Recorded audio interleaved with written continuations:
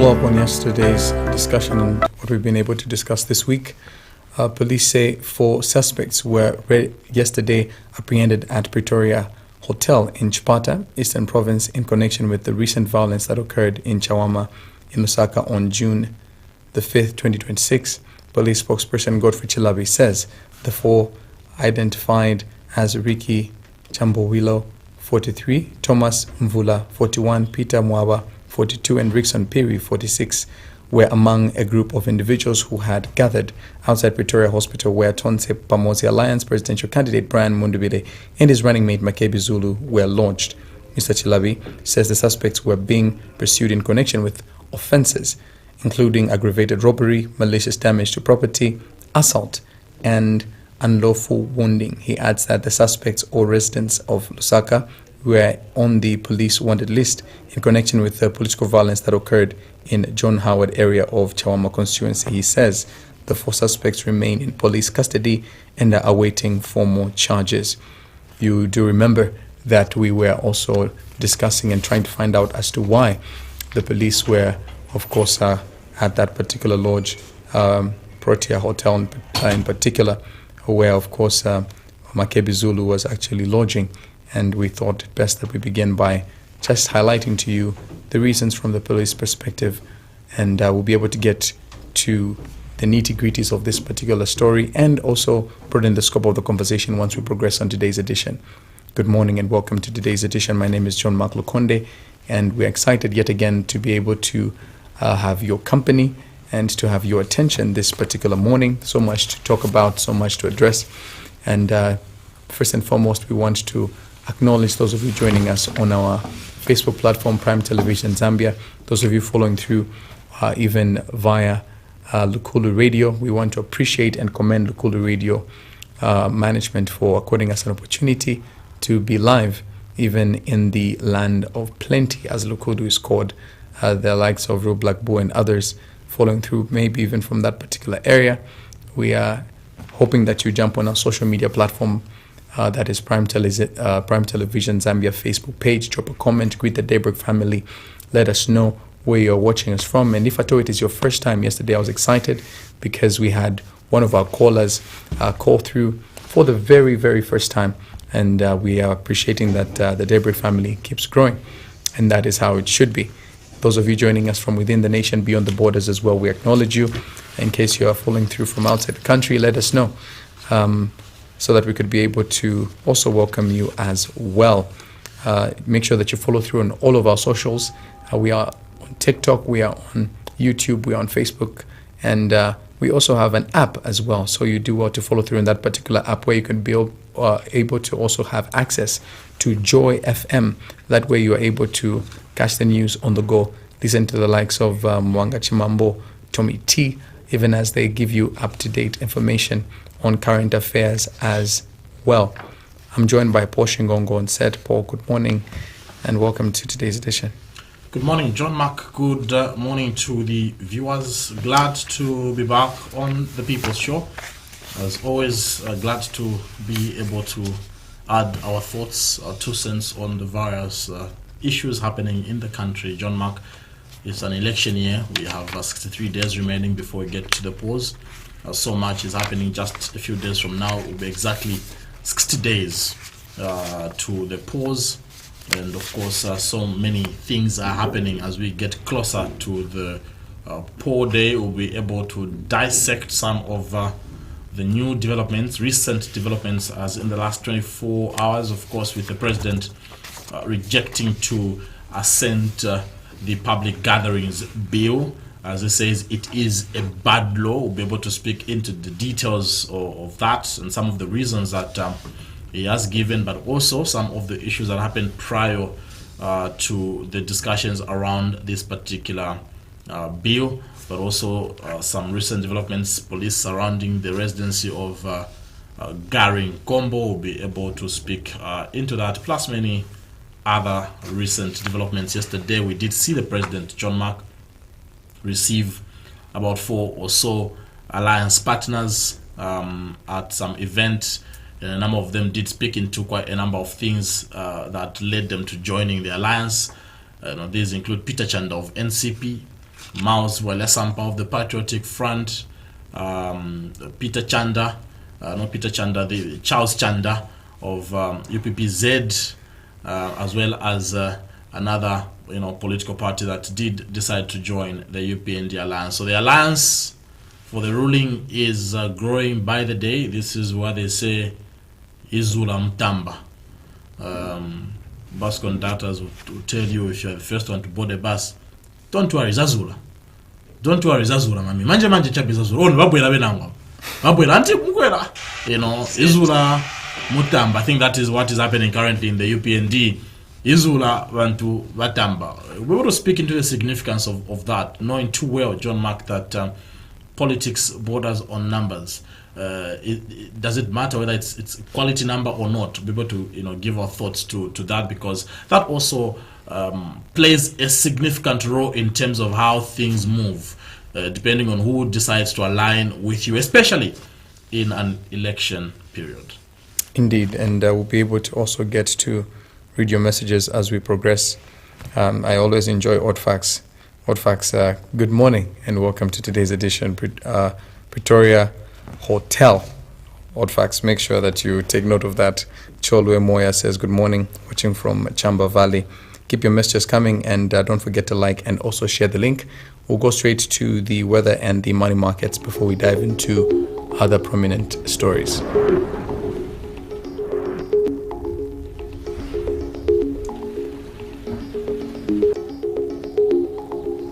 All right, so the weather for Lusaka is 23 degrees, 11 degrees in terms of highs and lows. Southern Province, highs of 28 degrees, lows of 9 degrees. Central, highs of 28, the lows of 9 degrees. Copperbelt, the highs of 27, the lows of 11. And the Eastern, the highs of 25 and the lows of 13.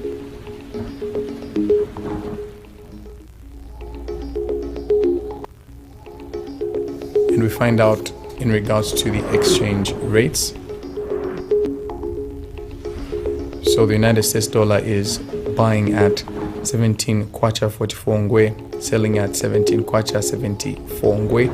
The Great British Pound is buying at 23 kwacha 39 ngwe and selling at 23 kwacha 78 ngwe. Euro is buying at 20 kwacha 20 ngwe, selling at 20 kwacha 54 ngwe, and the South African Rand is buying at 1 kwacha 6 ngwe and selling at 1 kwacha 8 ngwe. We go on a brief break, and then on the other side we'll touch the papers.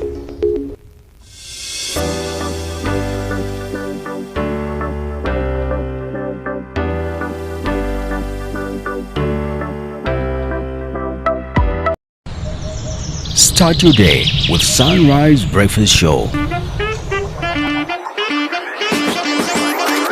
The flagship morning show on Prime TV2. Wake up to breakfast news as it happens. What if you're not away? In-depth discussions of the day's top stories. Live reporter checkings from across the country. Expert analysis on government policies and their impact. The latest in local and international sports. Catch us on Topstar Channel 110 and follow us on Facebook at PGV2 Zambia. Sunrise Breakfast. Sunrise Breakfast Show, only on Prime TV2, the home of breaking news. The Public-Private Dialogue Forum, PPDF, announces the Mid-Year Private Sector Day, scheduled for 11th and 12th June 2026 at Mlangushi International Conference Center, KK Wing in Lusaka. This year's event will be held under the theme Driving Jobs and Shared Prosperity, Private Sector Steering Development and Growth. On 11th June 2026, the Mid-Year Private Sector Day will feature a series of panel discussions covering environmental, social and corporate responsibility, fiscal, tax and regulatory policy, SMEs, youth entrepreneurship and local content, labor, job creation and skills development, the circular economy, promoting beef exports and value-added trade opportunities. On 12th June 2026, The program will focus reporting tangible progress made by the private sector in response to government-led reforms, including investment outcomes, job creation, and lessons learned in the last 5 years. The PPDF invites stakeholders to partner with us by sponsoring the Mid-Year PSD. For more information, email ppdf-info@ppdf.gov.zm.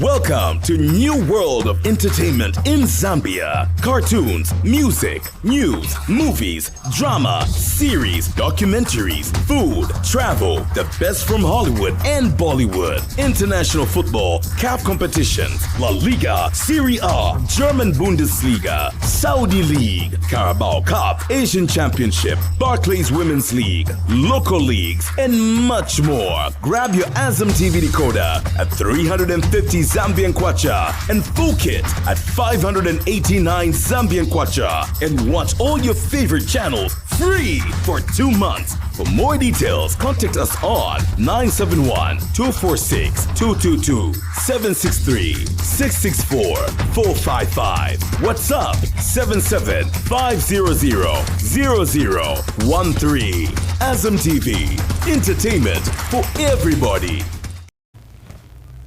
We shall open up the phone lines at 9, so you do all to take note of that, but you can still send in your messages on our Facebook platform, Prime Television Zambia, and join the likes of Evans Kels, Chabu Pardon, and John Tembo.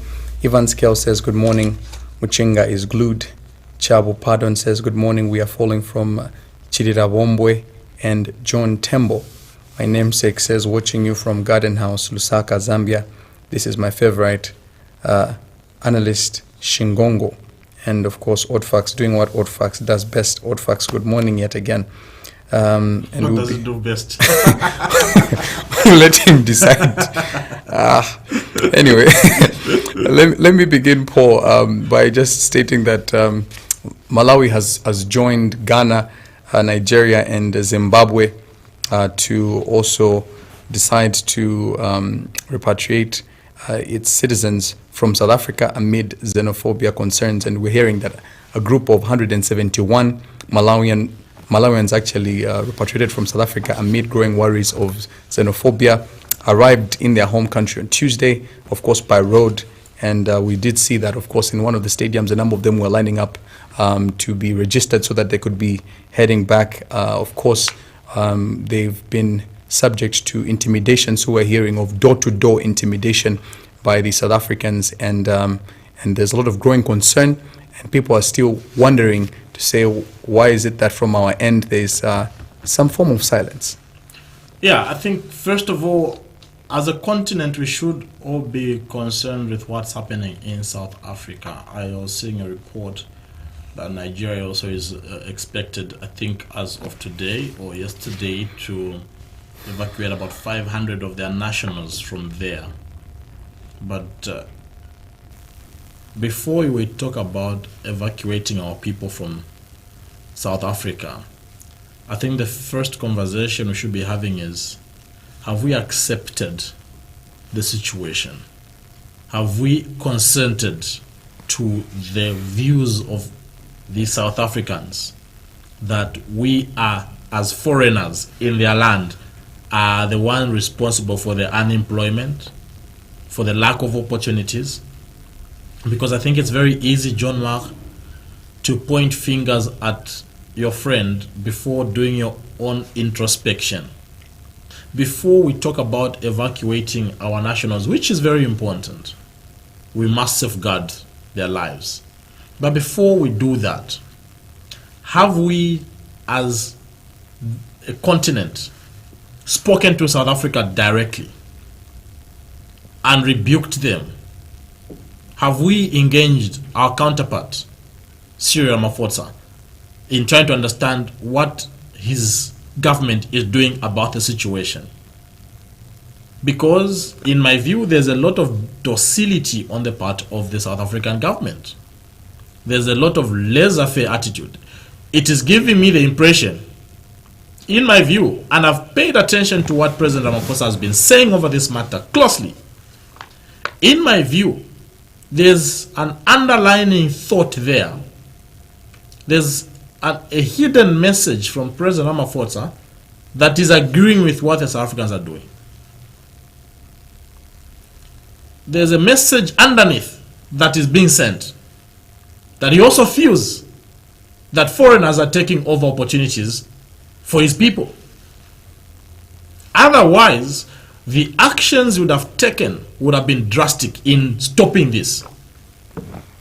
There is no country that will just get into chaos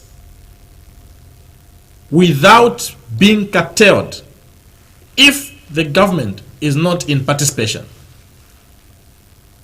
For me, that's the first part of the conversation. I have not heard any African president condemn President Ramaphosa on his passiveness. He has done a few, like window dressing actions. Like I stated earlier, 3 weeks ago, he fired police IG, replaced with someone who is acting. A journalist even asked a question, does it mean, Mr. President, that you do not have the stamina to make decisive decisions? Because all the positions you're just giving are acting position. And he failed to answer that question.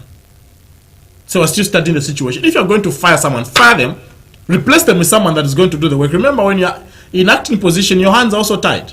And on top of that, I mean, how long are you going to study a situation that is as black and white? Exactly.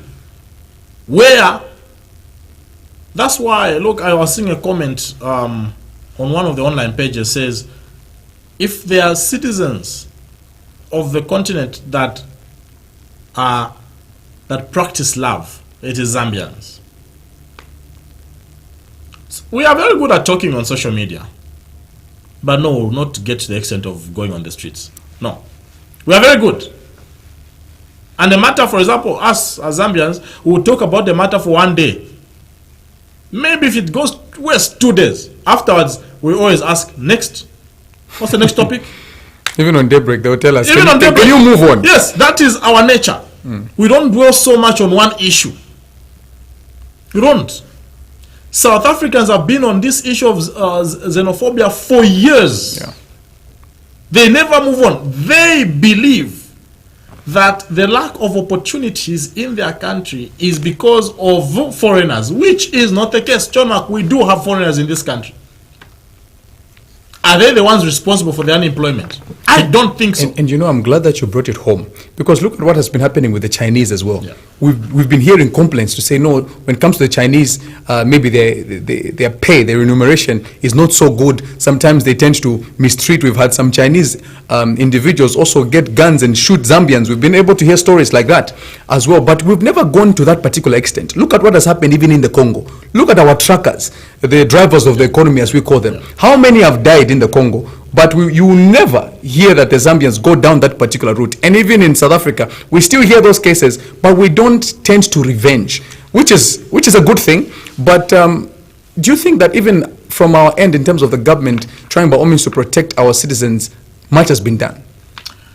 Not much has been done in that regard, But also, we must give kudos to the Zambians. It is very rare, of course that happens, but very rare for Zambians to decide to take the law in their hands. We have pockets of events.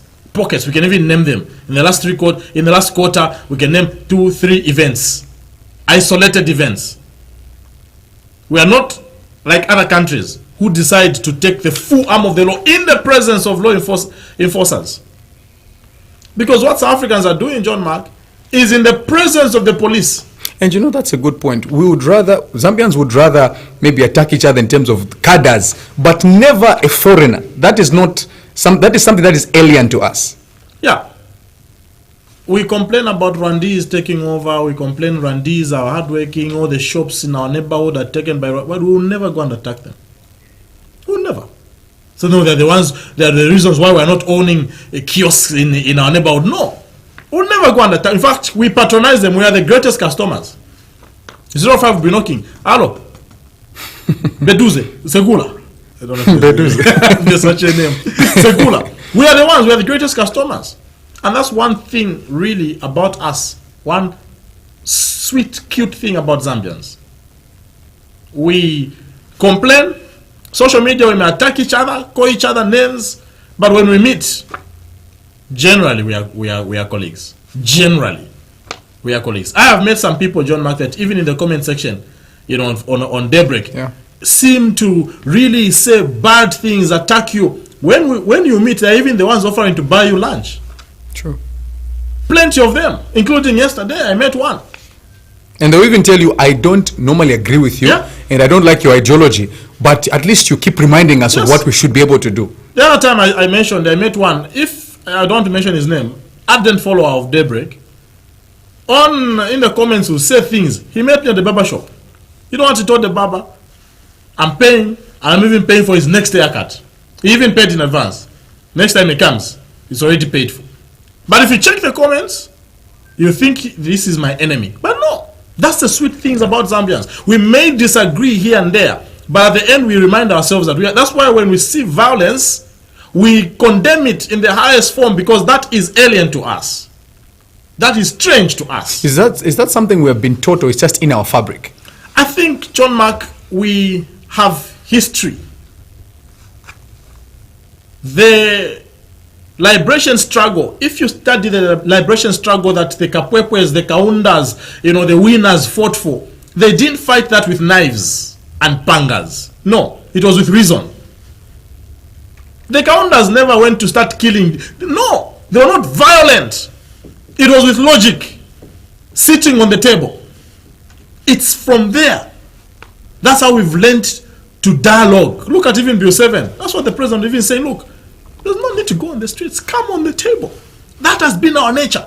How we fought for independence, we didn't fight for independence with pangas, with knives, with machetes. No. But with brains, sitting on the table. If you read the history of our liberation, there's a story of how people like Simon Masakapwepo was being offered free lifestyle in the UK. Say, stop this struggle. Reasoning on the table. Stop this struggle. We'll sponsor you and your children to live in UK for the rest of your life. Sponsored. Dialogue. And yet they rejected that. They reasoned. That, I think, is something we've borrowed from our forefathers. That you can still put your point across without resorting to violence. And you've gone down the route of history as well. Remember that in terms of riots, the highest point we've ever gotten, or to go to a certain extent, was during the time of the Chachacha days. Yeah. Apart from that, we've never gone down that particular route. Why is that the case? I think, John Mark, all of us agree as Zambians that is not the best route. We had, instances like the Mapatiza formula, that we condemn heavily. The Chachacha protest, we condemn heavily. No wonder we call them isolated cases. There's been many issues that, look at even Butane, recent times, during the PF era. That was very contentious. Very contentious. No life was lost. No life was lost. Despite it being extremely contentious. Look at Bio 7. Very contentious. No life was lost. Look at Bill 7, look at even the issue of the eligibility of the former president. But there was nothing to do with bloodshed. That, how many times did the church lose, President Akande, I think one of the things, if just that maybe it's, I'm being ambitious, but if there's a Zambia that deserves a Nobel Prize, HH is one of them. HH is one of them. Every time he lost elections, his supporters wanted to go on the streets, ready to fight, ready with pangas. It was his voice that stopped the cadres. I think we've not commended him enough for that stance. Every time, one of the most fierce one, John Mark, was the 2016 elections, because the gap was too narrow. Too narrow.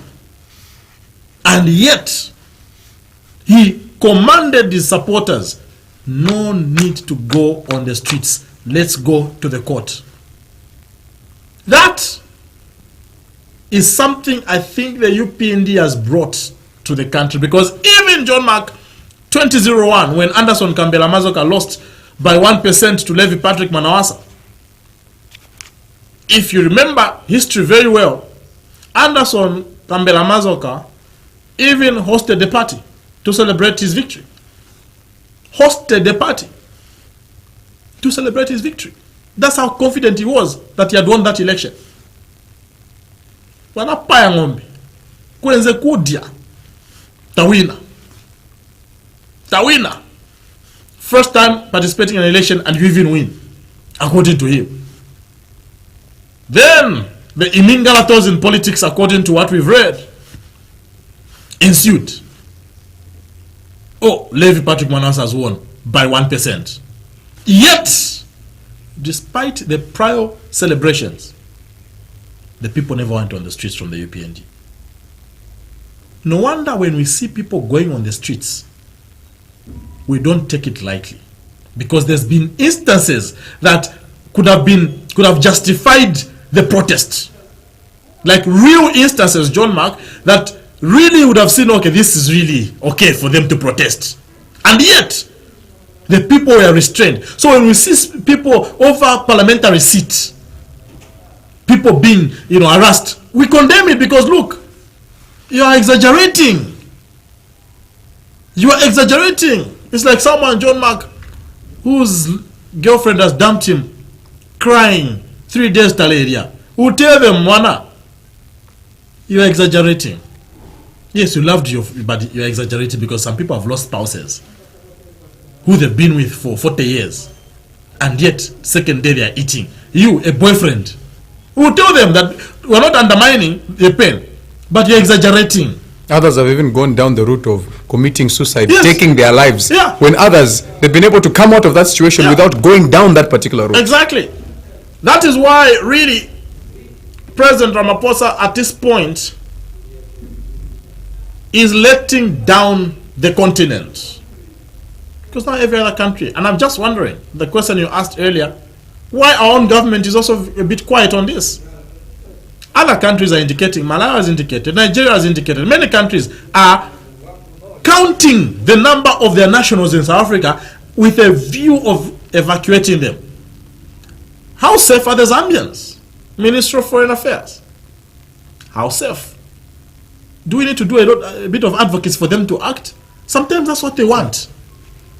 Sometimes that's what they want. Unions must not be able to speak. No. We don't expect SACOD to speak. Can you please come through, or the opposition to be able to give them a reminder. Remember those days when maybe you're not studying and then your parent starts to ask you, Yeah. Okay, I've not seen you on the table. Your performance is bad. You might be able to fail. Then you remember, I think I need to go and You study. need to be reminded to study your own academics. Minister of Foreign Affairs, do you need to be reminded that the Zambians need an update, because they're seeing what other countries are doing. They're seeing the plans they're making to ensure their citizens are safe. If they're not safe, being evacuated. I indicated a report, we will show you before the end of the show, a report that a Zambian journalist did, Dingidaba, for the BBC, showing that even some Zambians, there's one man, Mbewe, that was being interviewed in that report. I think Mbewe must either be from Malawi or from Zambia. One of the two. One of the above. Yeah. Saying, right now, you know what you're saying? Right now, our focus is not even on the assets we have acquired here. Our focus is to leave this country safe, alive. And when you get to that point, can you imagine you left your country Yeah. to go and get the assets? You've gotten the assets, then you realize, I think, like they say, Yes. Omunani. So you think I would rather be alive than have property. I can go and rebuild, but I cannot. There's no spare part for an eye. There's no spare part. No wonder, even the scripture says, what shall it profit a man if he gains the whole world and yet loses his soul? So what will it profit you? You gain assets and yet your life is gone. And where is the African Union? Where is SADC? How come we're not hearing statements? John Mark, I've said here, and I know that, these regional bodies may not like this statement, but I have always stated here that these are quite toothless. in their operations. These regional bodies have not helped settle issues happening in the country. Even on the issue of ECL, these regional bodies must speak. Have they spoken? No. Have you seen AU delegation come in this country to speak to the president over this matter? They go and sit at State House the way Dangote did. Yes. We have not seen that. That is one of the things they should be doing. Have you seen COMESA? These are things they should be doing. But no. They will go for these conferences, speak on things that they will not even implement because they are getting allowances. Things they will not implement. Yes. So it's an academic exercise. Look, I'll give an example, a very close subject to my heart. The regional trade. We signed the African Continental Free Trade Area Agreement. I have been part and parcel of these conversations and meetings, John Mark, where even just ratifying the protocols has been a challenge. Has been a challenge. You sign for the free movement of goods across countries, and yet you are not allowing free movement of persons. Will the goods move themselves? How? Will the goods move themselves? The reasoning sometimes baffles me. Actually, you should be able to push for the movement of the free movement of the people before Persons the first. goods. Yes. It's the persons that will enable the goods to move. The issue of the CTA has been a huge challenge. 4 or 5 years ago, this conversation started. Sorry to cut you short, Paul. It's like, you're building a house. Instead of buying the anti-termite for the foundation, and then you go to the central business district, and then washta malada. Does that make sense? No, it doesn't. It doesn't. And these are things that really, even these regional bodies must really be speaking into. They're very good at convening these meetings, attending these meetings, making these resolutions. But now the issue is implementing. That is where the issue is. We fail to handle our own issues as countries. This morning I was learning, listening to international news, that there's Ebola, for example, in the Democratic Republic of Congo. Government has not released any additional budget to fight Ebola. Government has not released any additional budget to fight Ebola in the DRC, to the point that doctors have gone on strike. There is an outbreak. World Health Organization has declared that as an emergency. And yet, your country, who has more cases, is not seeing it as a priority in funding. Doctors being forced to work overtime without funds. They've said, no way. They've down tools. If we are failing to handle domestic issues like that, John Mark, how can we handle regional matters? I got concerned. President Tshisekedi, there's Ebola in your country, and yet you cannot create additional budget. What are you prioritizing on then? What's your priority? Look at what happened with the drought in this country. Our president forced parliament. We had an additional budget, supplementary budget, to fight or to mitigate the effects of the drought. And yet you have Ebola, for example, in the DRC, and the president is not concerned. This is not a point. This is not a time to allow doctors to go on strike. This is a point to even employ more people, more doctors. This is why we even support brain drain. Yes. At this particular point, you can support it to say, I think let's the same way we have the UN soldiers sometimes moving to other countries, be it Congo or Nigeria, where there might be some conflict. You would even actually ask some of the doctors to come on board, and then you're seeing them down tools, and you're not doing anything about it. And you're not concerned. Really, it's a huge concern for me on what presidents on this continent prioritize on. The same way I'm speaking to President Ramaphosa, for example, what is his priority at this point as he sits on his desk as president of the country and he's seeing nationals from other countries in his own country being harassed, their assets being looted, and they're just seated in the office? No. Can we speak? That's why we needed to have, unfortunately, John Mark, we are getting to a point, and this is very serious, we're getting to a point as a continent where we seem to be lacking father figures. The Kekes, the Madibas, the Mugabes. We are getting to a point where we have to struggle to find who has a voice among African presidents to cool down the others. That's unfortunately the point we're getting to. If we had people like Mugabe, you know, John Mark, he would speak without fear or favor. Diplomacy is very good, but sometimes hang on the boots of diplomacy when there's an issue. Hang on. We need someone that will speak. President Ramaphosa, what are you doing? Are you happy seeing foreigners being harassed in your country? Someone must tell him. I thought we only had that challenge in Zambia, because last time we were talking about how RB was the mediator between the former president and the current president. When the former president was alive, we saw them at least at his residence at one particular point. People questioned that, and we have also talked in length about Dr. Nevas Mumba and where he stands currently.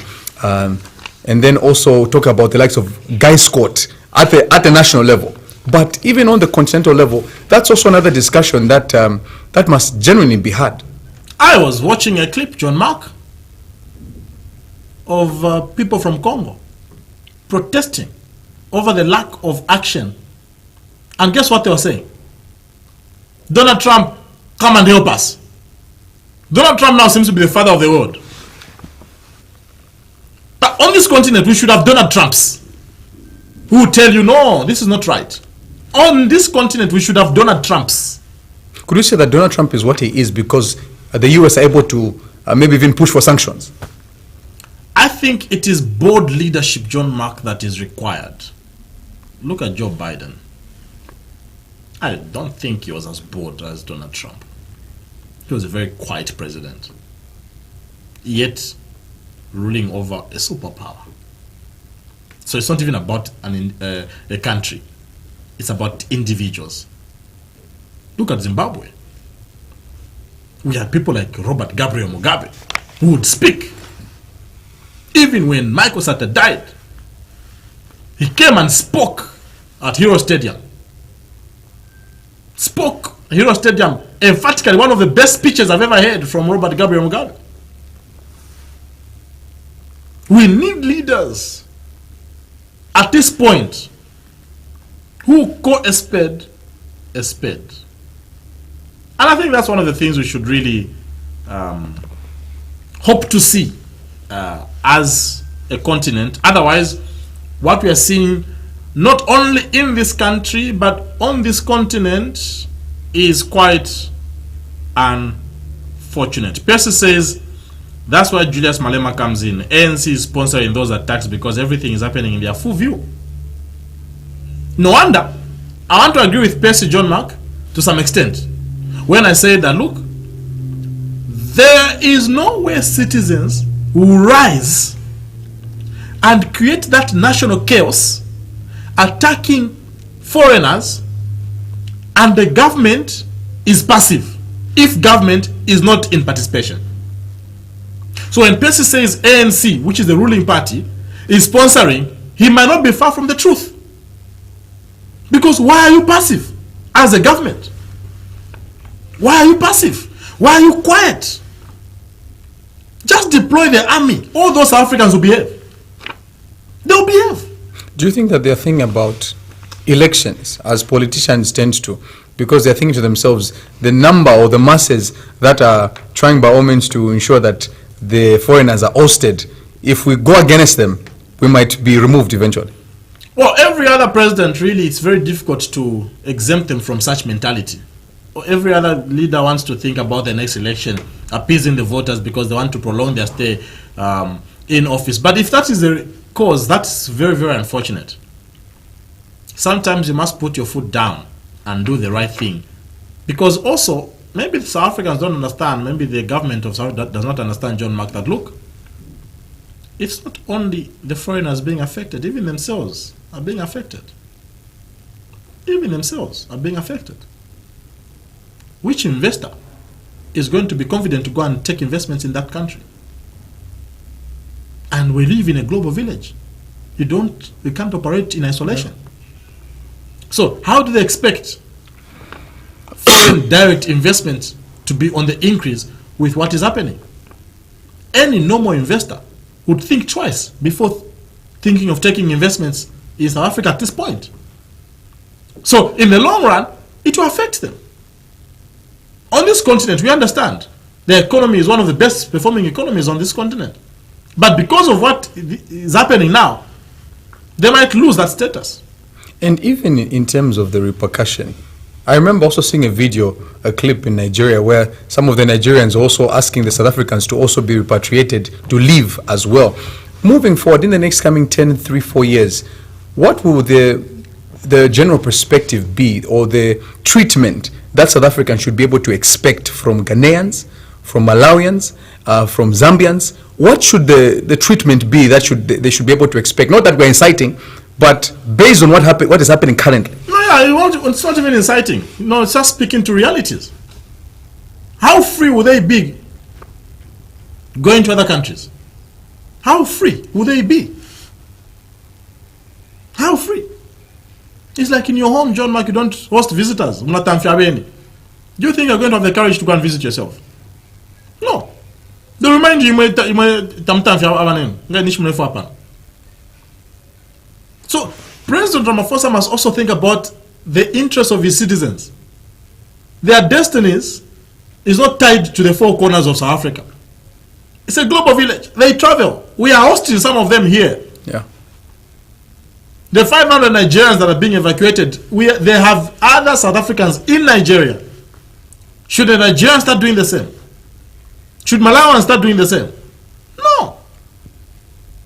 So, you now put other friends of the continent in a bit of awkward position on how they should relate with you when you visit their country.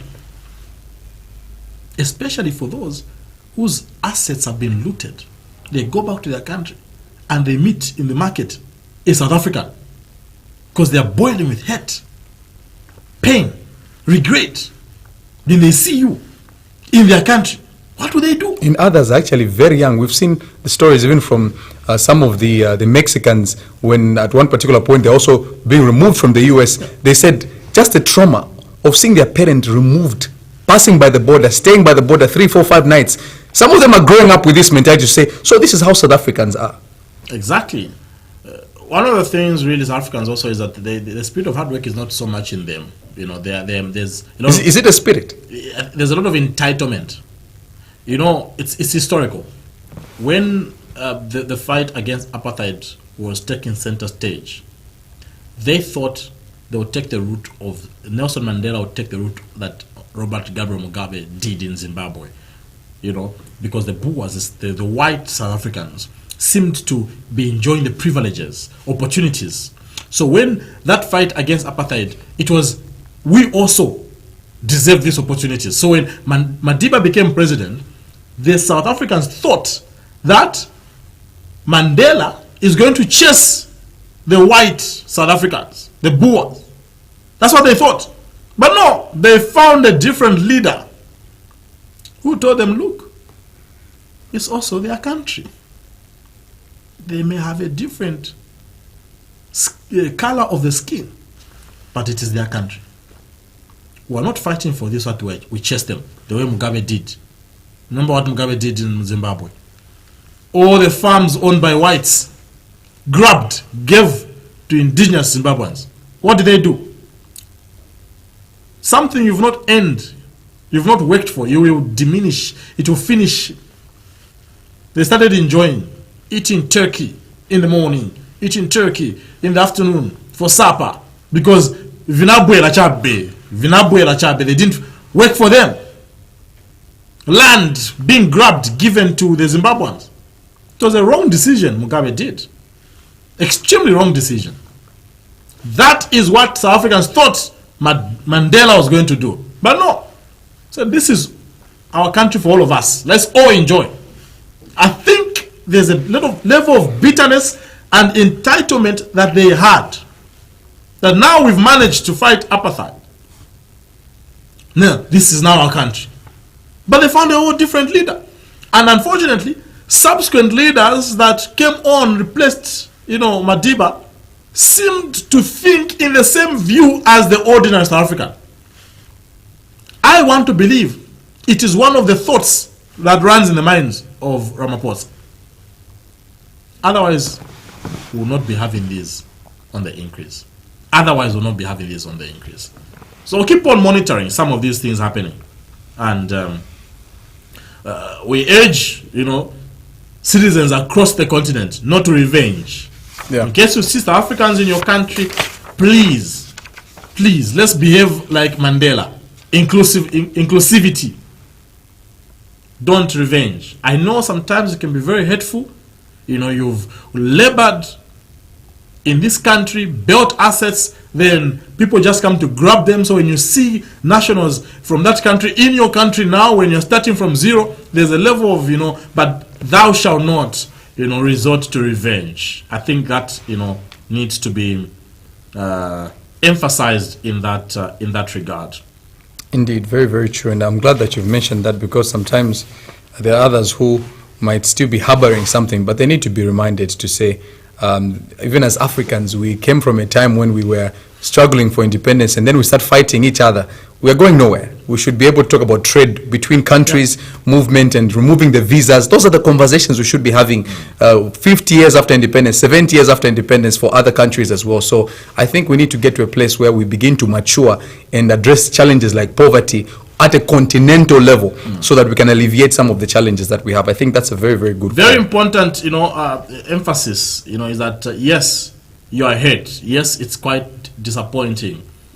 But across not just the nation, the region, and the globe at large, we should never promote people taking the law in their hands. Never. Never. An eye for an eye is something we should never promote, no matter the level of frustration. We should never promote this issue of, because look, John Mark, if you even study the merits and demerits, especially the factors that contribute to political violence, it stems from there. It stems from there, where people are so entitled to their thoughts alone that they are failing to accommodate the thoughts of another. That is the root of even name calling. Yeah. Because John Mark should just think like Paul. If John Mark thinks like John Mark and not like Paul, then John Mark is an enemy. No! And that's a problem we have, especially in an election year. I was seeing a content creator from Ghana who posted a picture of a Republican president. Says, I don't know, I just love this man. The comments, Mark, you can't believe. They attacked him, left, right, and center. Why are you congratulating him? You don't know that we are 64 days before elections. It's an election year. We are tensed up. We don't like him. Look, the fact that you don't like this individual doesn't mean that you should also recruit me from not liking him. We need to really mature that it is okay. One time I used to live in before marriage, John Mark, I used to share a house with my brother, at some point. And he was, I don't know about now, he was a huge fan of Dr. Nevas Mumba. Huge fan. There was an election that Nevas Mumba participated in. He was even telling me, I know he can't win, but I'm voting for him. I know he can't win, but I'm voting for him, hoping one day he was going to win.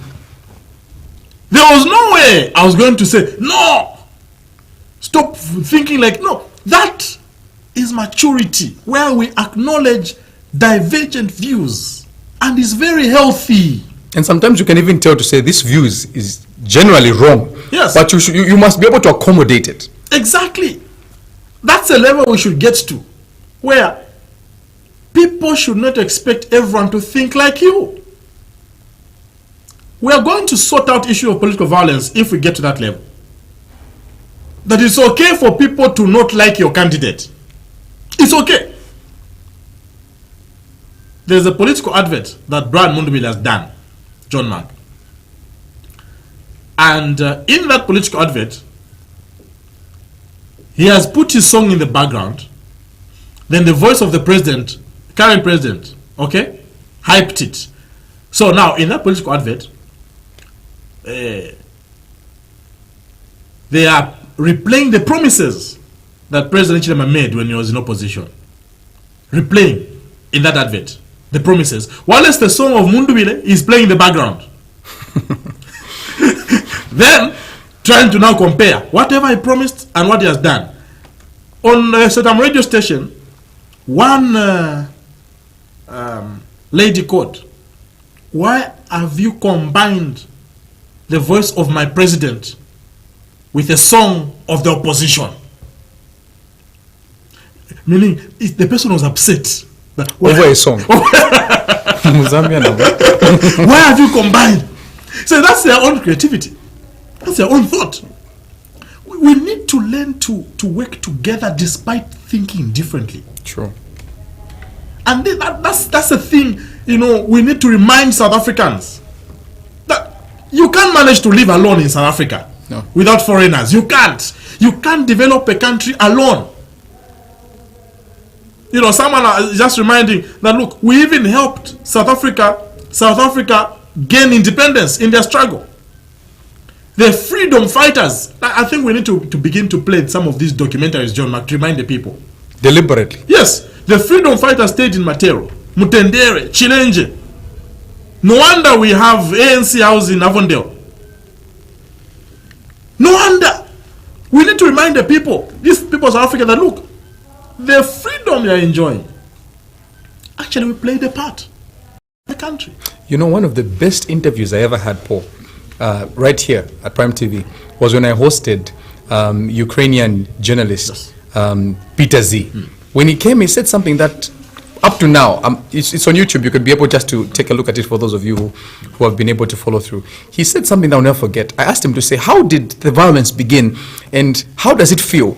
Then he says, on a normal day, we have about 50 missiles sent towards us. 50 missiles? 50 missiles. And it's just that at that particular time, there was a dome. The dome was able to at least try by all means to protect the people as well. And then he said, then I asked him a question, say, how does it begin in terms of tension amongst the people? Then he said, tension begins when you stop listening to each other. Where people are able to speak, but you just stop listening. It's not that you're not hearing them, but you stop trying to reason. Even the Bible says, come, let us reason together in Isaiah. So which means, bring your idea, I'll bring my idea, we'll be able to present it. Because there's sometimes when you get to the table and you are speaking, but you're not listening to each other. Yeah. That's what's happening between Russia and Ukraine. You can tell Zelensky and Putin, they are speaking, but they're not hearing each other. Yeah. So he said, even at a national level, whenever you find that there are groupings, this person or this group, this dialect begins to group up. Then I started thinking to myself, that's exactly what's happening in Zambia with tribalism. You find that I will say no because I'm from the north. Maybe someone will say Siku will say no, I'm from this particular region. Piri will say I'm from this particular region. Let the easterners stay in the east. Let the southerners stay. When you begin to have such conversations, then you go down the route of war. And I think we need to also talk about peace, not just at a national level, but even at a continental level, how important it is. Yeah, that's a very important, background you're giving, John Mark. That look, there are factors contributing to division at national and regional level. Factors. And this is where we fail to listen to one another. We fail to acknowledge the views of one another. We fail to accept that it is okay for this one to hold this school of thought. In school, one of the things we learn are the different schools of thought. And they'll tell you that there's nothing necessarily wrong with this school of thought. That is a principle. This one thought. Another one. It's up to you to decide which one to align yourself with. Different schools of thought. We can't all think the same. We can't all think the same. We may have different tribes, and that is fine. We should celebrate it. It should not be a source of division. Because John Lukonde Nwakut, no. We should not think like that. And I hope that even in an election period like this, John Mark, various political players can be able to think in this line that it's okay. No wonder I stated, John Mark, that even the UPND, for example, should be able to acknowledge that it's not everyone that will agree to be loyal to them if they are not adopted. Not everyone. So don't fight them. It's their school of thought that if I'm not adopted, I am free. The Constitution allows me to go and stand as an independent. If I'm not happy with this organization, I am free to ditch it and join another. Yesterday, the president received alliance partners. Should we condemn him for receiving alliance partners? Should we condemn those alliance partners for deciding to to align with UPND? No. It is their democratic right. Mao Sampa has decided, in his own wisdom, to align with the UPND. Condemn him all you want. It's his democratic right. Peter Chanda, a stooge of Edgar Lungu. You can't write the history of Peter Chanda without mentioning Edgar Lungu. That Charity Banda, the former DC, the one that was with Mao Sampa, that's a staunch patriotic front. I'm telling you, if they are staunch PF members, Charity Banda tops the list. I saw a UPND member, George Mtonga, write this morning, that last evening, that look, I know Charity has joined UPND, but I have no doubt in my heart, her heart is green. I have no doubt in my heart that her heart is green. She has decided. Condemn her all you want. That is a democratic right. Why then, for example, is a UPND agitated when someone who has not been adopted decides to go independent? Why? This is the first thing I've been talking about on this show, John Mark, from last year, January, that we need to ensure that the UPND, especially, because my observation with the UPND is that they're not tolerant to divergent views. They are not tolerant. 2021, John Mark, there are people in the Patriotic Front that are not adopted, and yet they decided to go independent. Guess what? There were no attacks on them. Munia Zulu, tell me who attacked Munia Zulu. JJ Banda, tell me who attacked JJ Banda. Binu Mpundu, tell me who attacked Binu Mpundu. Many others. But look at what's happening in the UPND. Patrick Samwimbila, what happened to him? Attacked until he decided, no, Shakwanishe. Look at Gary. Look at what's happening in the Northwestern Province. Look at what's happening to even Robert Kamalata, former PS at Lusaka Province. He has decided to go independent. He taught me at ZDIS, the School of Diplomacy. But look at what's happening in Northwestern. Why should it be like that? The challenge, and I know that it's very difficult for them to accept it because of this same issue. This same issue of failing to agree that people are okay even if they don't agree with you. You are not a cadre of the PF just because you don't agree with the UPND. Because that's the mindset of the UPND. If you don't agree with them, then you are from the Patriotic Front. No, Buana. No. Look, John Mark. And one of the things we must remind the system, and especially political parties, but above all, the citizens, is loyalty must be to the country first before you are loyal to the political party. Look, John Mark, we had a conversation not too long ago here and in this country about the Public Gatherings Bill. I remember I hosted Max Moe on the Oxygen of Democracy, where he defended it vehemently vehemently to the point of referring to my question as a dwarf question. Me asking, is it fine that if I'm going to meet with my wife and my son in our road and agree who to vote for, we should get a permit? He said that reasoning is dwarf. And I didn't find it funny, actually. I asked him to retract it, he refused. I was almost cutting that interview. Just that I was standing in for Nick. If it was my show like Matters Arising, I was going to cut it. But I didn't have the proof because I was just sitting in for someone. But on my show, I was going to cut it. Because you must answer the question. He defended it vehemently. The UPND members defended the Public Gatherings Bill. John Mark. Just a few days ago, Southern Province Police Commanding Officer banned campaign activities in Southern Province, in Mazabuka. According to him, he cited Section 9 of the Public Gatherings Act. According to the police, that bill was law. We learned yesterday through State House, Clesona Massacre, that the president refused to sign that bill into law. According to the president, it is bad law.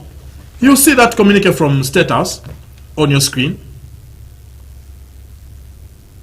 Clesona Massacre indicating President Hichilema retained the Public Gatherings Bill to Parliament for reconsideration.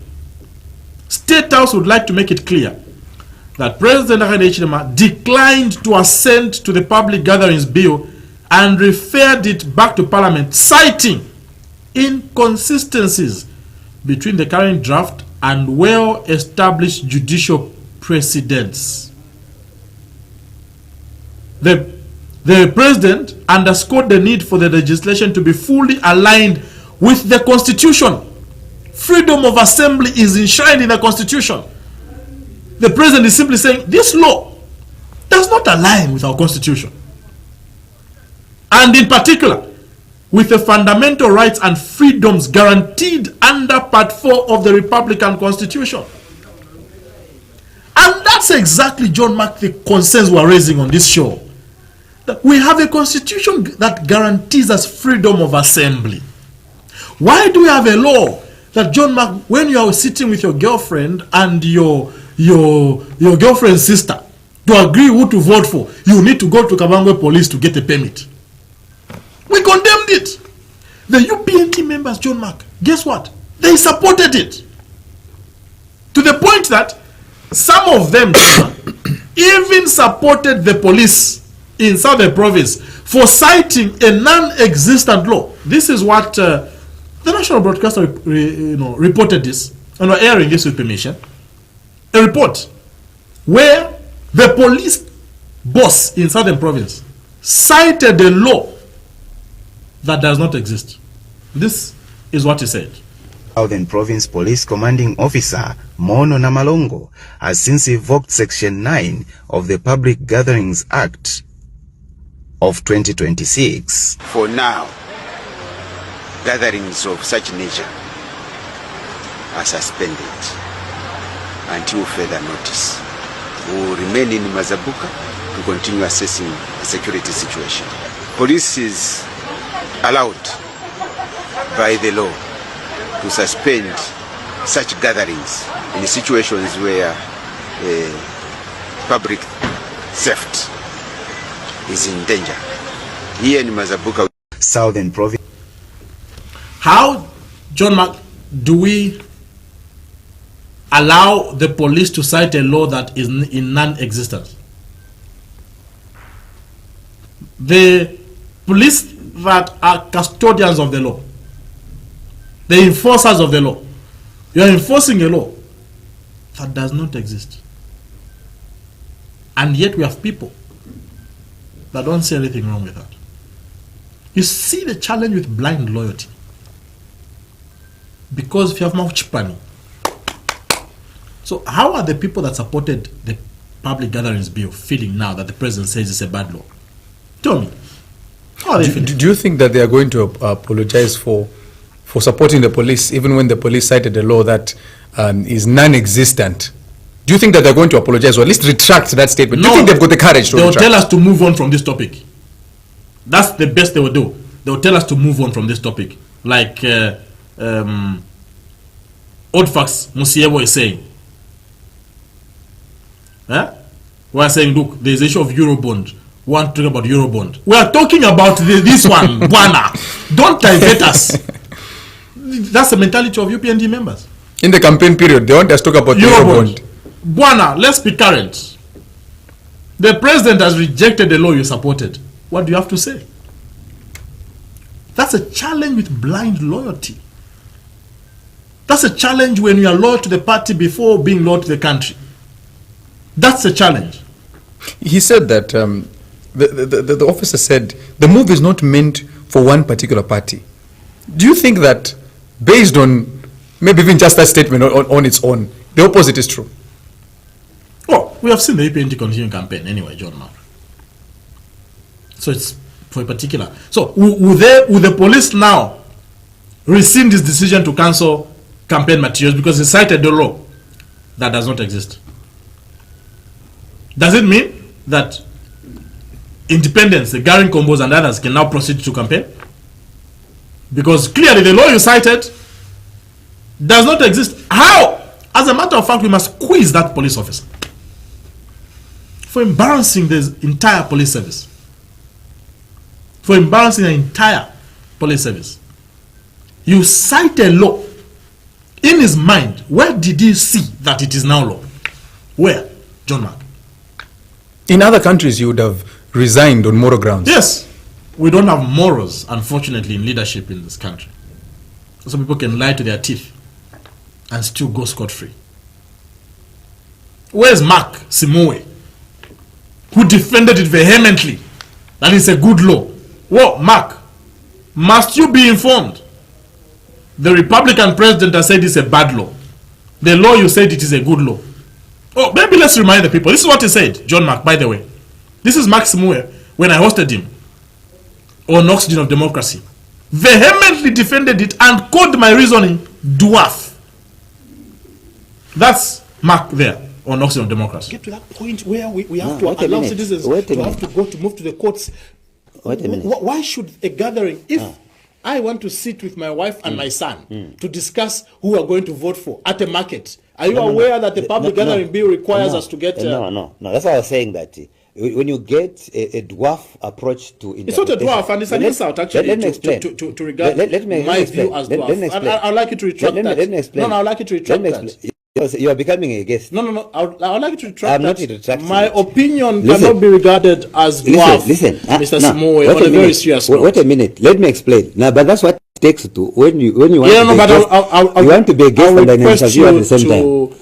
Retract that way. Do you want to be a guest? No. I'm ready to fire away question. No, the issue is you cannot regard my question as a dwarf question. I'd like you to retract that. Now, listen. First of all, you are not dwarf. It's the question itself. See, my question is dwarf. That's what I'm saying. That is my opinion. So let me explain. It's an insult to me. No. It also depends on how you define it. So I'd like you to retract that. I'm not retracting it. That's an opinion. We're going to have a problem, Mr. Simue. You create a problem. You have to answer my question without vilifying my question. When I sat the way you are seated, I would ask a question so that it can be answered. Every interview, the rules of interviewing that when a question is asked, it must be answered. Yeah, but now when you are an interviewer, I want to give you the liberty to lecture me how to conduct an interview. Of course. No, I'll not give you that liberty, Mr. Simue. Yeah, that's fine. Yeah. So now the point is that when I was seated, in many years more experience than you, in the way you are seated. That's the reason why you're using wait a minute. It's a dwarf question. A dwarf question is not directed to a person. So I consider it a dwarf in a way that if you take a shallow way of approaching a legal provision, that is another way of putting it, something. If it's a shallow way, there is a narrow way and a broader context. Let's get to let's get to interpretation. Directors, let's get to one of those documents. Under Cap 1, in red, it's clearly stated in terms of the places where the public gathering bill. I'd like to hear another view from John Mark. Oh, yeah, from Mark John Mark. What a coincidence. You're not talking about the same person. I'd like to get a view from Mark Simue, John Mark. Now that the president has said it's a bad law, the law he defended. You know the challenge? The challenge with most of us is that we suspend our brains. That's the challenge. Look at what Edwin Soko is saying. Mr. Shingongo, which law did the police cite? Because we have not heard him mention the cap. So state that. Which law?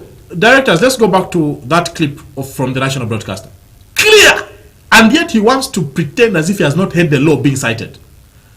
Section 9 of the Public Gatherings Act. Let's go back to that clip. Southern Province Police From the National Commanding Officer Mono Namalongo has since invoked Section 9 of the Public Gatherings Act of 2026. For now, gatherings of such nature are suspended until further notice. We will remain in Mazabuka to continue assessing the security situation. Police is allowed by the law to suspend such gatherings in situations where public safety is in danger. Here in Mazabuka, Section 9 of the Public Gathering Act of 2026, by Edwin, is what the Southern Province Police Commanding Officer cited. For your information, that act does not exist. That officer misled this country. Listen to what Mukumbwa Ruben Lufunda says. He says the police should be sued for misleading the nation. They misled the entire nation in an election period. Citing a law that does not exist is one of the serious atrocities you can commit as a law enforcer. Has this ever happened in the country in the history of this country, where a police officer stands in front of the camera and cites a law that does not exist? Can you imagine, John Mark? I don't remember that happening in the recent past, where a law enforcer, someone who trusts with a law to enforce the law, decides to cite a law that does not exist. Sir, you must resign. No, you must resign for misleading this country. NGOCC executive director yesterday issued a statement condemning the government for rushing to assent public gatherings bill into law without telling the public. Do you know why they were getting the information? From that officer. So even then NGOCC was misled. The whole ED started recording John Mark's statement condemning the president. Cash, the president rejected the same bill. Look, that ED was supposed to be doing something more important. But she started recording a whole video, a whole statement, based on what? False information. Sir, where did you get the information that that bill is now law? We need to ask him, huh? Where? Who told him that now it's law? And now, does it mean people that supported that bill when an LB Jean, can you come back and also now give us your thoughts when an LB? Because they supported the bill, saying there's nothing wrong. Come back, we want to hear your thoughts. And in my mind, I'm thinking to myself, the statement from the president came out yesterday, on the 10th of June 2026, and the police acted or spoke on the 8th. It took a whole day, a full day, and no one was able to advise the officer. Say, I think let's think through, or maybe go back to the nation and maybe just say, I think maybe we were wrong. It had to take the president's statement. Can you imagine, John Mark? Old Facts, as usual, comes back. You have misled the country and apologized before. Did you resign? Opposition, Ibaba. That's a challenge. You look at it from that lens. Remember what I'm from saying? That anyone that doesn't think like you think they are the opposition. That's a very, very limited perspective. Very limited way of looking at things. That because this one does not agree with we in the UPND, he is from the opposition. What a way to live a life, John Mark. What a sorry way to live a life. Someone give a very good example in the comment section. There are people that love Android, people that love Samsung phones, others love iPhones. I am a lover of Samsung phones. I've been using Samsung phones for I don't know for how long. The people that love iPhones think they are superior. That's a very limited way of thinking. Should I think I'm superior because I love Samsung phone? So whoever uses any other thing that doesn't know, latest gadgets. That's a very limited way of looking at things. And that's the people like Oddfax. That's how they think. Unfortunately, they are disappointed because the president rejected the bill. It's bad law. And that's a challenge with blind loyalty, John Mark. As a country, we must be, as citizens, we must be patriotic to the country. And also as journalists, John Mark, must I remind, because sometimes I think people don't realize our role. One of our duties, sacred duties, is to question those in authority. That's our sacred duty. To question. To question those in authority. I've been given an example during this week of this interview that Donald Trump appeared on. Let's look at it, John Mark. Pay attention to how Donald Trump evaded the questions that this journalist was asking him and started attacking the journalist. Remember what I've always been saying? You leave the issue and start attacking the person. I love Donald Trump, but on this one, he fumbled. He fumbled. He fumbled before a journalist. Look at this interview, John Mark. Christian Walker is this journalist, traveled all the way just to interview Donald Trump. And yet, Donald Trump had to remove the lapel because he couldn't face the heat of the questions from Christian. This is the interview. Crooked press. People like stupid Biden. He's not smart enough to know what's going on. But people that surrounded him, surrounded his beautiful, resolute desk in the Oval Office.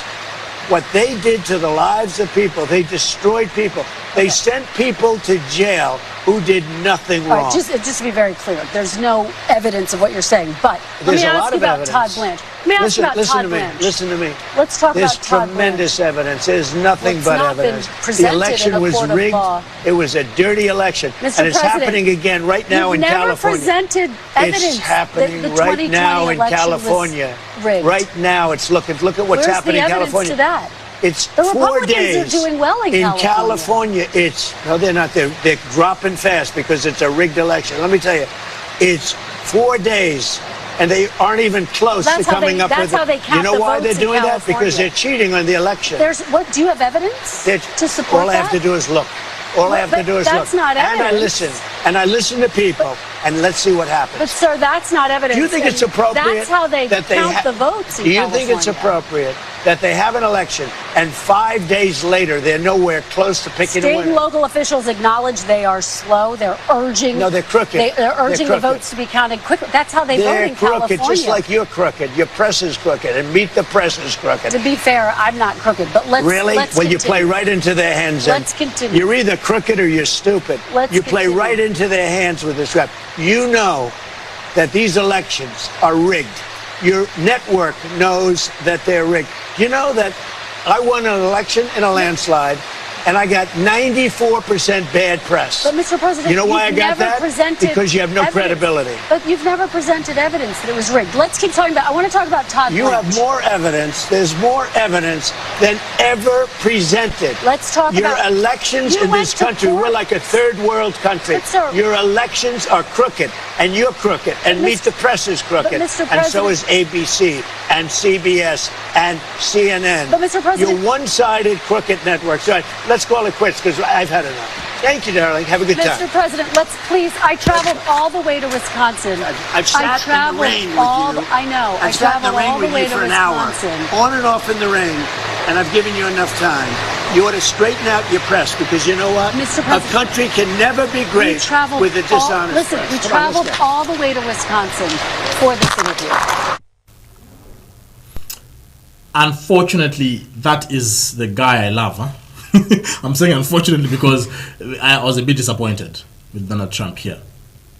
extremely disappointed, John Mark, because look, you reach a point where you call a journalist, you are either crooked or stupid.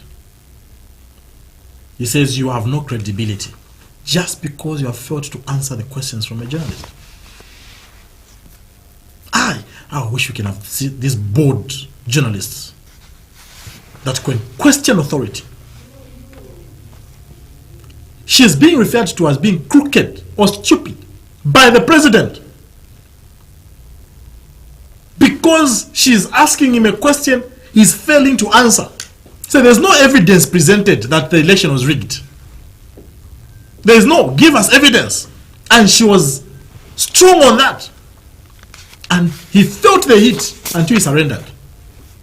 Sometimes when we question authority here, sometimes people miss, maybe because they don't see international media. I think they need to watch Hard Talk, John Mark. It's called Hard Talk for a reason. Maybe they just watch Chintobe and Tobe. That's the only thing they watch. Because if you really, they will actually be asking us to be harder. Maybe they were just watching Muinemushi. Or they watch Muinemushi only. No Banja. Is Banja still there? I'm trying to remember that comedian from Northern Province. I remember him. We need to remind the people of our sacred duty as the press. One of our sacred responsibilities is to question authority. That's our sacred responsibility. Unless you give us other jobs. But that's a job we chose. By ourselves, by the way. Not that we don't have options. Huh? So when we question authority, it's not, no, we're undermining authority. No, we're simply doing our job. Yesterday, I asked a question about what's the worst that can happen if HH stays away from the burial of ECL. Got that clip, posted it on my page. Over 1,000 comments attacking me. Over 1,000 people commenting on that post, attacking me. And yet I was simply asking a question. They're not answering the question. Remember the question. What's the worst that can happen if HH stayed away? No one is attempting to answer the question. They were all attempting to attack Paul. I was almost tempted to pull it down. I said, no, I'm not going to pull it down. Because the attacks were too much. I'm only human at the end of the day. But that's a challenge where we fail to address issues, John Mark. And I think we need to also pause for a moment and give kudos to journalists like this lady who is able to interview the president to that particular point where he calls you are either crooked or stupid. Yeah. Can you imagine being told that? And those are the things that journalists actually, every job has got its perks, its pros and cons. Yeah. Others sometimes when they meet us, they say, your job is nice. You get the publicity, they see you on TV, you're on radio, you are heard by the masses, you must be famous. But there's another side that people don't talk about, where you have to develop a thick skin for you to be able to get the truth and ask questions that people call you sometimes a cadre. Yeah. People will call you to say that maybe you're not thinking straight, you've got a dwarf question. We don't talk about that, and we don't sometimes, it's difficult to give ourselves kudos, but sometimes you also just have to pause and say, hey, I think this profession is not for every Jim and Jack. I'm telling you, because sometimes people really think our job is that easy, but there are also these issues that happen in the background where sometimes there's a lot of intimidation. Look at what this viewer is saying, Charles Mukosha. He says the loser in that interview with Donald Trump is not the president, but the person who was given an opportunity to interview the president but concentrated on other things. You see the mindset. This journalist is not asking questions to benefit her family. It's for the public. So it's not like I am happy to interview a minister. No. What will I do with the information you give me? In other words, what he's trying to say is the journalist should be able to formulate questions that suit the guest, so that afterwards the journalist can in the future get a job. Yes, be happy. Oh, it's a privilege. I interviewed the president. Oh, it's a privilege. I interviewed this MP. No! We need to remind them that us, we speak for the poor. We speak for the voiceless. Those who do not have an opportunity to meet the same prominent individuals, yes. Their councillors, their MPs. We must ask them the questions that the people would be able to ask if they were given the seat in the first place. Exactly. And they don't understand that. They don't understand that. That we are actually doing this for you, for the public, disseminating information. We quiz, get out They remove the information from a guest so that you understand. Last week I was hosting Bernadette Decker, aspiring member of parliament for Chongo West. You know what she revealed? She revealed that her and many other independent candidates are having their accounts frozen. It's important for the public to know that. It's important. They are having their accounts frozen. She went to the filling station to refuel. Some of her accounts frozen. And this is happening to many other independent candidates, confirmed by TIZ, according to Bernadette Decker. That information is important for the public to know. So what will I do with that information as portion of John Mark? Does it put food on my table? No. It doesn't. But the public must know. So sometimes when we are quizzing this information, and maybe let me address this, John Mark, as we, close on this. I've also heard, people, attack journalists, for doing their job. Others would even say, you're trying so hard to be like person A, person B, person C. Let me remind them. They have even gone to mention names. Let me remind them that actually, John Mark, if I desire to be like you, it's an insult to God. If you desire to be like me, you're insulting God. There can only be one John Mark Lukonde. Only. There can only be one Portion Gongo. No one. If anyone out there, and I keep telling even these upcoming journalists, never aspire to be like any other journalist. You can be inspired, but don't want to be like them. There will only be one Charles Mando. Only one Charles Mando. There will only be one Frank Mutubila. Only one. Anyone that attempts to be like Frank is a copycat. It's a photocopy. There will only be one Costa. There will only be one John Mark. Only one Portion Gongo. So whoever thinks that sometimes when we are trying to be hard on these girls, trying to get information on behalf of the public, we are trying to be like these other people, must I remind them that actually it's an insult. It's an insult. You think I'm not proud to be poor? You think John Mark is not proud to be John Mark Lukonde? What makes you think like that, first of all? What makes people think you're not proud to be John Mark Lukonde? What makes people think Portion Gongo is not happy to be Portion Gongo? We hear these comments. And sometimes you make our job very difficult. But that's by the way, John Mark. Let's, show you a few stories happening in the tabloids. And of course, open the phone lines as well this morning so that you are part and parcel of the conversation. In the Mass newspaper, leading story, change is unstoppable. Whether HH likes it or not, he's going according to leadership movement. Remember what I said? Front page, leading story, in the Mass is by Dr. Richard Silumbi. Whether it's a coincidence or not, I am just curious as a journalist. Very curious. Bank of Zambia injects 5 billion kwacha into small business inflation dips. Government declares war against teen pregnancies. Police in Asia upsets NGOCC boss Katebe. The soldiers' boundary, why the army must defend the republic, not police its citizens.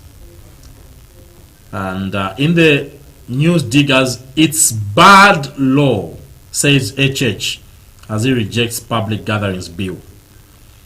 Police surround Gary's house. We don't have enough time to get into this particular story, but yesterday we did see in the evening, police surrounded Gary. Also confirmed that later on his Facebook page that they actually surrounded his house in the evening in Mazabuka. He actually didn't know why they were surrounding his house. We might want to get a statement from the police on what exactly was happening there. Why did the police go to surround Gary Nkombo's house in Mazabuka? Harry Kalaba has made a revelation, John Mark. Lungu wanted me to lead Tonse. I declined. Give us proof. Give us proof, President Kalaba, that Lungu wanted you to lead Tonse. It's like KBF also came Yes. out and said that ECO wanted him to be his successor. Yeah. We were asking to say, okay, you made that that claim. Could you give us proof? Making those claims only when a person has. How many things did Lungu say, Kanshi? Lungu said he didn't want HH near his body. There's no proof. Lungu said KBF was the anointed one. There's no proof. Lungu said Kalaba was supposed to lead Tonse. There's no. What else? Why? Lungu Kachula. Mam, wa achini akumbe pesha katwishi. Mimi fiachine. But yeah, this is living a life. Even after your death, you're still living in I think people's minds. he's the only politician we've had in this country who still has a say. Even in his death. Politics, even in death. It's shocking. Has a say, even in his death. Really. Opposition have no manifesto according to HH. John Mark must remind the president that the UPND actually don't have a manifesto now. The news we got last night is that the president is set to launch his manifesto. It should be today or in the next few days. So equally, they don't have a manifesto. They're about to launch one. Zambians vote for change, not manifestos. Simultaneous. Oh, but the change must be built on promises, right? Yeah. So the manifesto speak on the promises. In the Daily Nation, opposition sabotaging itself, says Chungu. The opposition is stronger but risks losing the August 13th general elections if it remains fragmented. Oh, it's actually today in the Daily Nation. Manifesto launch is today by the UPND. It's actually today. So the UPND does not even have a manifesto itself. By the way, they are launching one today. So I don't know why you're attacking others when you equally don't even have one. Longwe accuses Imenda of fabricating evidence, accuses the ruling party of having filed forged documents in the Constitutional Court. Government has endorsed Mundubide Makebi, according to Father Mwango, questions why they are constantly in the headlines and government machinery repeatedly focused on them if they are not an influence. Some good question there. In the interest of time, these are the stories in the tabloids this morning. We shall go on a brief break. And of course, on the other side, we shall open up the phone lines. We are eager to hear from you. Story number 7 by David Wope will usher us into the core segment.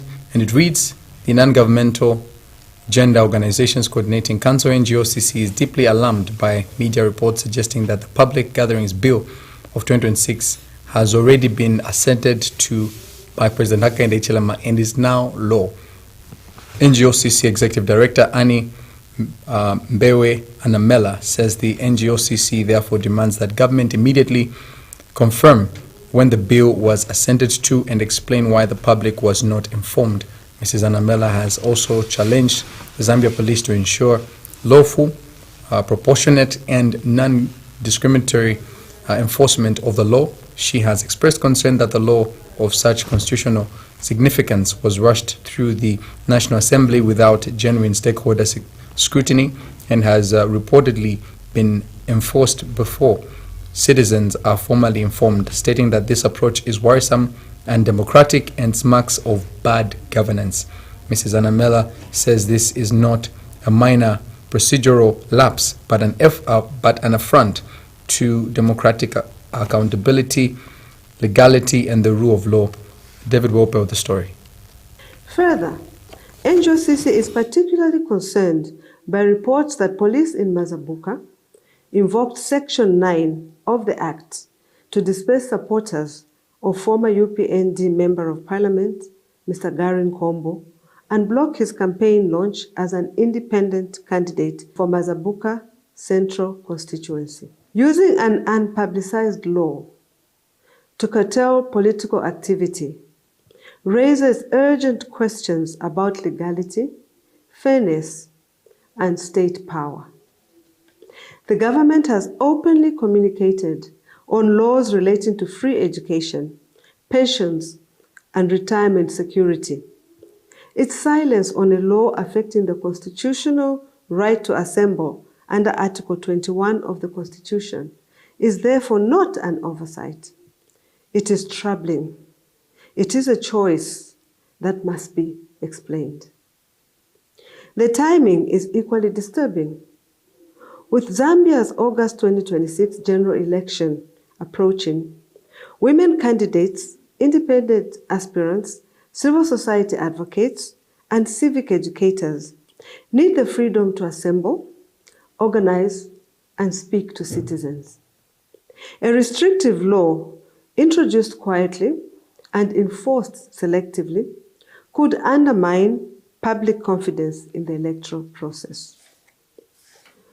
Women already face patriarchal norms, economic marginalization, intimidation, and other barriers to civic engagement. If applied opaquely, selectively, or in a partisan manner, this act will hit women candidates and voters hardest. The right to gather, campaign, and vote is not a privilege, but a constitutional right. If it's not on Prime TV 2, verify it. Our dedicated reporters across the country bring you accurate, well-researched news, keeping you informed 24/7. Catch us on Topstar Channel 110 and follow us on Facebook at Prime TV 2 Zambia. Prime TV 2, the home of breaking news.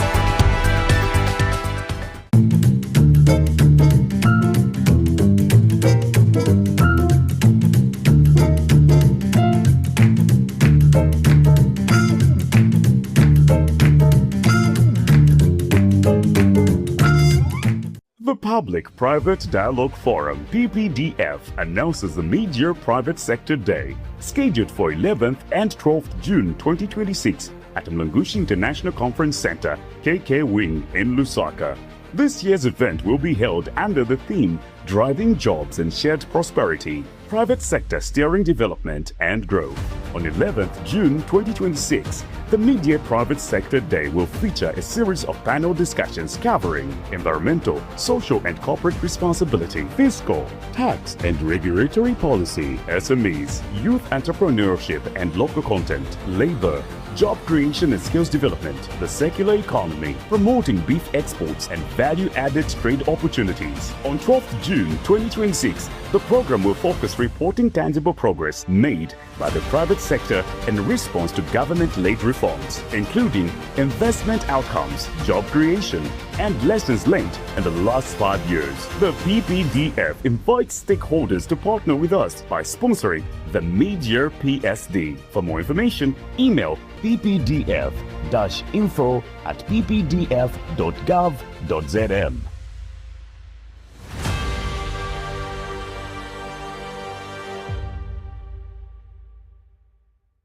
Welcome to New World of Entertainment in Zambia. Cartoons, music, news, movies, drama, series, documentaries, food, travel, the best from Hollywood and Bollywood, international football, CAF competitions, La Liga, Serie A, German Bundesliga, Saudi League, Carabao Cup, Asian Championship, Barclays Women's League, local leagues, and much more. Grab your Azam TV decoder at 350 Zambian Kwacha and full kit at 589 Zambian Kwacha and watch all your favorite channels free for 2 months. For more details, contact us on 971-246-222, 763-664-455. WhatsApp 77-500-0013. Azam TV, entertainment for everybody. All right, I want to open up the phone line so that I can get to hear what you have to say. Please, before I even open up the phone lines, directors, let me just quickly state that you have to reduce the volume on a television set. There are so many people trying to call in. People are so eager to give their contribution, which is a good thing. So please reduce the volume on a television set before you can even begin to speak. If you do not do so, the director behind the scenes will have no choice but to cut. We don't want to hear any feedback. We want a smooth flow of the calls as well. And keep your call within a minute, 30 seconds. So when you call in, please go straight to the point. Begin with your name, where you're calling us from. Go straight to the point. Remember, the cyber laws are still in effect. They have not gone on holiday. So you do well to ensure that you at least communicate in a cordial manner, in a way that will not bring you problems in the future. That said, begin with your name, where you're calling us from, and then you can go ahead with your contribution, please. You are free to call through. The number to call is right there on the screen. Good morning. Should be Shibukombe. Good morning. I will adjust my voice, my sound, my volume. Yes, yesterday I didn't agree with the call on Obuto Shaba, President Chilungu, after he left the office. He's one of the people who was kept well by HH, in my view. Unlike Bakaunda, Bachiluba, Barupia. Okumkanya say could jog around with a lot of people. That's not, in my view, it's not a computation. Or ukukonka ama suspects. Ngabaka no kuisura ba police kuti batoba. That's not a computation. Now, today I agree with him when on many of the issues he has discussed, especially by the blind loyalty. I agree with. Now, especially for adoptions, yaba UPND. You know, members are just saying, no, let's follow. But they don't know that in a way, things are not okay. Like the way many people complained, it brought a lot of problems in the party. So certain leaders are just saying, no, come. No, we should mention things if they are wrong. We say, no. Our leaders, these things we have done, and they are going to reduce our popularity. They are going to, they are negative. So, yes, I agree. Blind loyalty is destructive and shouldn't be there. Let's say, we cannot say a king when he goes naked outside that, no, you are looking very good in your suit. No. Or when black is the white, you say, yes, it is white. No, you should say black is black. So, I agree totally. Thanks a lot. Shibukombe, as always, trying by all means to be the first one to call in. We appreciate Shibukombe. The early bird catches the worm, so they say. 07764098840. Good morning, how are you? Fine, thank you. Your name, please? Thank you. Unabe Kumba is my name. I want to contribute to the program. Unabe. Go ahead. Okay. My take is on those who are joining to support the UPND in the form of alliance. Dear colleagues, to tell you the truth, there is no option apart from supporting President Hakainde Hichilema and his government by any well-meaning Zambian or patriotic Zambian. Where we come from, imagine you were a pupil in class, 40 of you, but you would find that only 5 have paid the school fees. And the head teacher would come to remove those who have not paid. You remain 10 of you or 5 of you. And learning was disturbed. Today those things will be no more because of the free education law that has been enacted. Not only that, what we used to experience is that sometimes parents, children will be sent away to parents' side so that they can bring money. And the school had no options because the previous government could not fund schools adequately. They depended on user fees. Today, government is doing everything. So who are you not to support such a government that has brought such a relief? If you had 5 children at me, I remember at one time, I needed to pay 1,000 water per day plus buying school requirements. Those things are no more. Okay? People, imagine you are a teacher teaching a class, children sitting on the floor, as chill as it is, young girls sitting on the floor. Those things are no more. So what is remaining, apart from supporting this government to continue? Some of the people thank you so much for calling through. Please remember that once you call in, there are so many people trying to call in. We are grateful that you're trying to reach out and have your say, but keep it as brief as you can, straight to the point, so that we can accommodate others calling through. Nonetheless, kudos and thanks. Hello, good morning. Good morning, you're through to Daybreak. Hello. You are through to Daybreak, good morning. Yeah, my name is Mambo. I'm calling from Kasempa. Go ahead, Mambo. Yeah, my contribution goes to morning. Mambo, your volume is up, Mambo. I want to contribute on the South Africans. for the xenophobia which they are doing. I think I'm very much disappointed because as for now we are trying to build one Africa so that we can be strong, so that we can suit these other nations who are strong. Now to this which they are doing, we will remain vulnerable to these outsiders like the Westerns, because the Westerners, they have got a big continent whereby they have got countries, so as they have recruited all the powers of the countries to put one. So even us, we are trying that as Africa to become one Africa. Now to the South Africans, the way they are doing, I think they are disturbing our minds and they are disturbing the continent at large.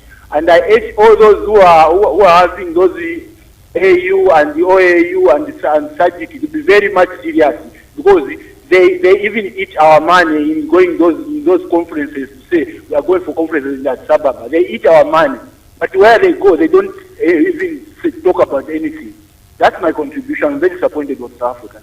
Thank you very much. Indeed, we belabored to speak on the atrocities that are taking place in South Africa. Of course, some of the relevant authorities have tried to downplay the extent of the tension there, but we've seen Malawi repatriating 171 of its people.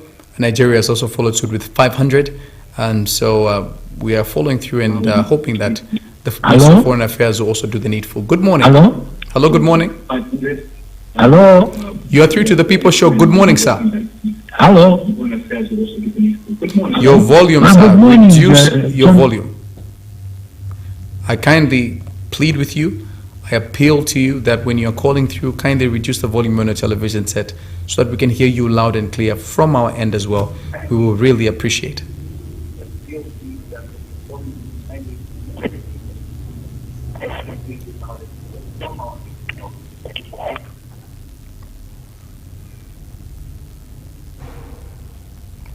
This is Daybreak. Good morning. Hello? Hello, good morning. You're through to the People Show Daybreak. Good morning. Hello? Hello, good morning, sir. We have another call on the line. Good morning. Hello? Hello? Yes, good morning, sir. Hello? How are you? Morning, how are you? Yeah, I'm calling from Chongwe. I wanted to respond to the previous caller before the one who passed, who was talking about free education. Yeah, we had the free education during KK's time, not as compared to this time. Currently, I'm the PTC chairperson for one of the schools in Chongwe. The school, if you visit, pupils are sitting on the floor, number one. Then we received mails about 15 bags without even beans and other things. So it's really a challenge. So if someone is supporting this government, I don't know what we are supporting. The school has no teachers' houses. The school has been neglected. So I'm kindly asking people to visit some of these schools, especially rural schools. We have been neglected so much. Thank you. That is the last call we'll take for today. Thank you so much for joining us. Paul had to, of course, leave due to one or two circumstances. But of course, we'll be able to dive into other conversations on another day. Thank you so much for joining us. This has been the second last edition of the week, which falls on a Thursday.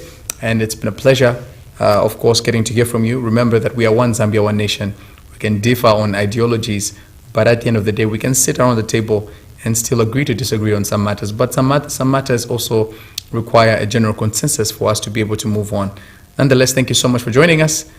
Join us same time from 7:30 up until 9:30 tomorrow, even as we have the last edition of the week. What a month it has been so far. Good morning.